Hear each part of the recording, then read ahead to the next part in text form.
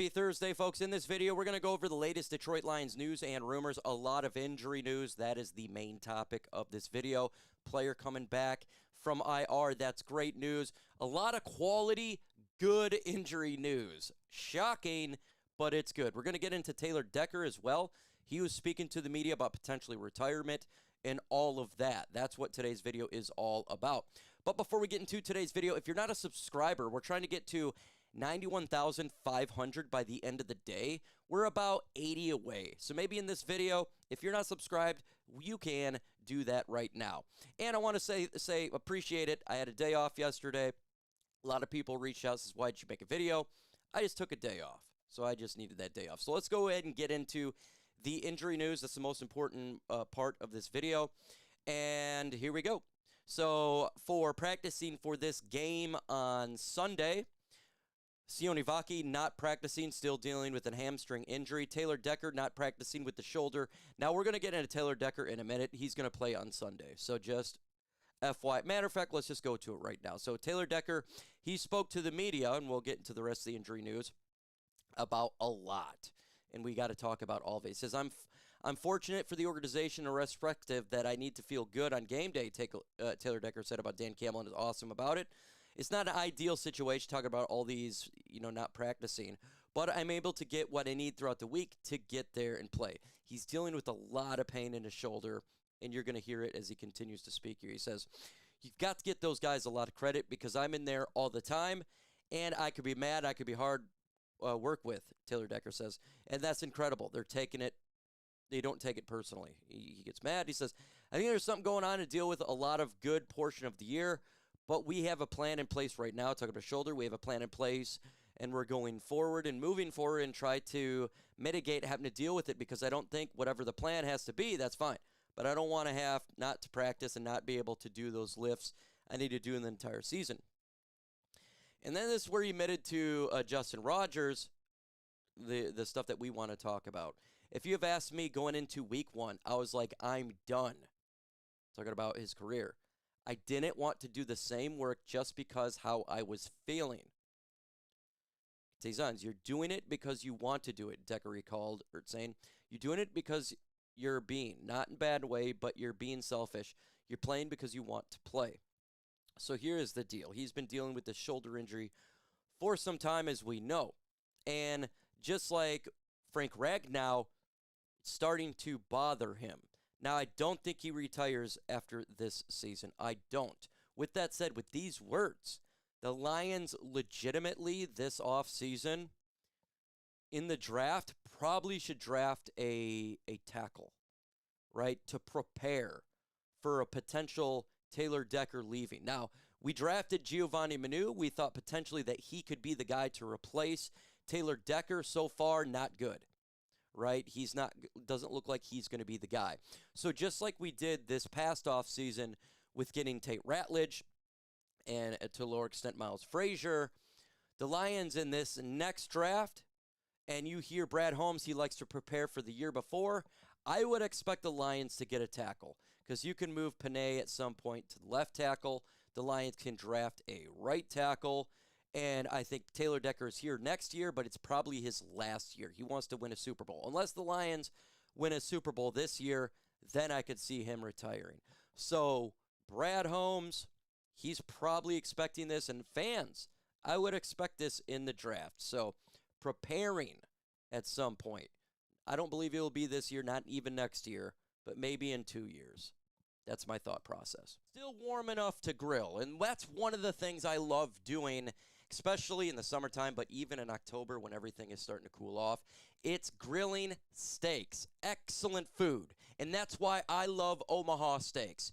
Folks, you need to get Omaha Steaks. Enjoy the USDA certified tenderloin steaks, juicy burgers, cozy and convenient comfort meals, plus tailgating favorites such as chicken wings and smash burgers and big deli style franks. And now during the Red Hot Sale event, you can get 50% off SciY from omahasteaks.com. Plus our listeners get an extra $35 off with promo code LIONS at checkout. Folks, the food is fantastic, especially the burgers. And I'm not going to lie to you, I'm very high on the sirloin steaks. Is my very best. And Omaha Steaks is giving me the best I've had in a long time. They offer unrivaled quality in a variety of every bite packed with their 100% guarantee. They're a family-owned company with over 100 years experience in the industry. So get fired up fall grilling this year with Omaha Steaks. Visit omahasteaks.com for 50% off the site-wide Red Hot Sale event. And for an extra $35 off, you promo code LIONS at checkout. That's 50% off on omahasteaks.com and an extra $35 off with promo code LIONS at checkout. See site for details. Let's continue on with the injury report because this is important, right? DJ Reed was placed on IR, and that's great. DJ Reed spoke to the media, and I think we all did. He legitimately thought he tore his hamstring off the bone, and he was done. Okay.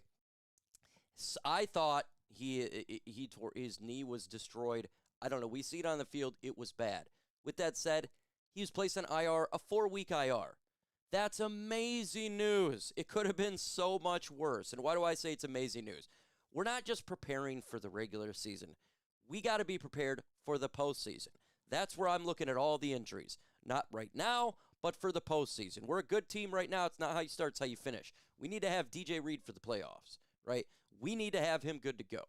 And that is probably the most important things, about this team is health at the end of the year. But we do got a game on Sunday, and I got a question for you.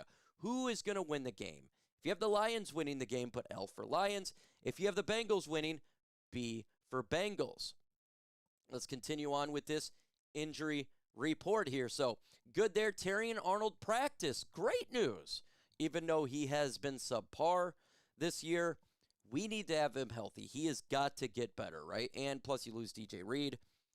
So the Lions cornerbacks right now, how it's probably going to be played on Sunday is you're going to have Amik Robertson being number 1, Terrion Arnold being number 2, and maybe they can put Brian Branch in the slot because Rock Ya-Sin can play safety. So I think that's probably the route they're going to go there. Remember also Kirby Joseph, he injured his knee in the game. He was banged up in and out. I think he'll play because he was banged up and he played last week. So I think it's the same thing. But if they wanted to rest Kirby Joseph, this would be an ideal game for it. You're going against a bad team in the Bengals, and that's that. And Khalil Dorsey, who we kind of were expecting potentially to play, is in concussion protocol, so that's not good right there. But here is the amazing news. Alim McNeill started his 21-day window. So he could be activated in the next 3 weeks.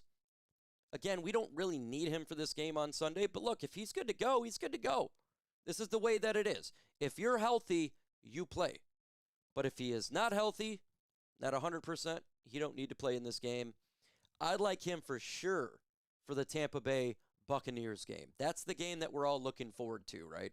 It sucks that DJ Reed's not going to be in that game because we're going to be going against a lot of good wide receivers.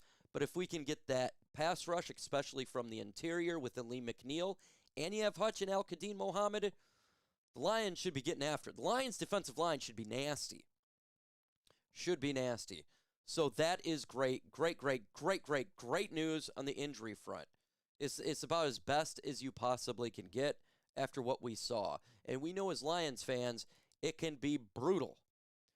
Brutal for the injuries. We seen it last year, the number one concern when we're facing in the NFL. But again, we do got a game on Sunday, and the Lions are favored by 10.5 points.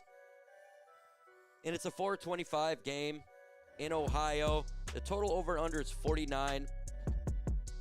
I would take the over. I think the Lions can score 40 points in this game, and I think the Bengals can get over 10 points. So I would take the over on this game. And plus, folks, here's another aspect that you got to look out, at least that helps the Detroit Lions. Remember the Bengals played on Monday night? They played the Denver Broncos, and it was a scrappy game, and they got punched in the mouth. So like the Lions, when they played on a short week, we were a little bit beat up.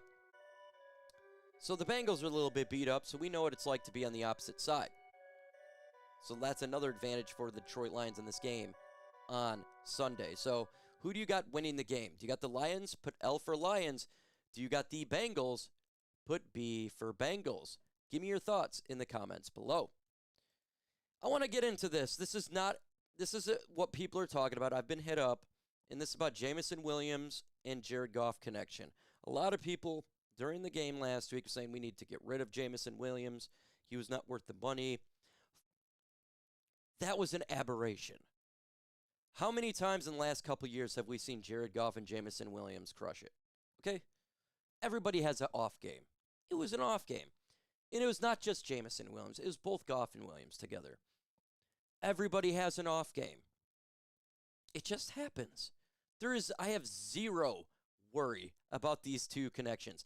We were going against my theory is we're going against the Cleveland Browns, and every time we're trying to do the deep pass, I felt like Myles Garrett was really close to hitting Jared Goff, so maybe he was throwing the ball a little bit early, in which I don't care. In most cases, you're going to get sacked, right? And you're going against the best pass rusher, and I feel like probably the best defensive line in football. And that's what happened. So I don't care. I'm not worried about it. And I would expect you guys, don't be worried about the connection. Watch this. Watch this game on Sunday. And Jameson Williams put up like 120 yards receiving with a couple deep passes. It wouldn't shock me at all. It wouldn't shock me at all. You could see the Lions feature him just because of the game, too, on Sunday that we faced with the Bengals. But I am not concerned at all about these two. And for the game we're facing, I do have the Lions winning this game. I think the Lions will score 42-13. That is my score prediction for this game. I think the Lions will smoke it. Maybe the Bengals will get a touchdown at the end. They got some good wide receivers. But I think the Lions are just the better overall team. So give me your thoughts in the comments below. With that said, folks, adios.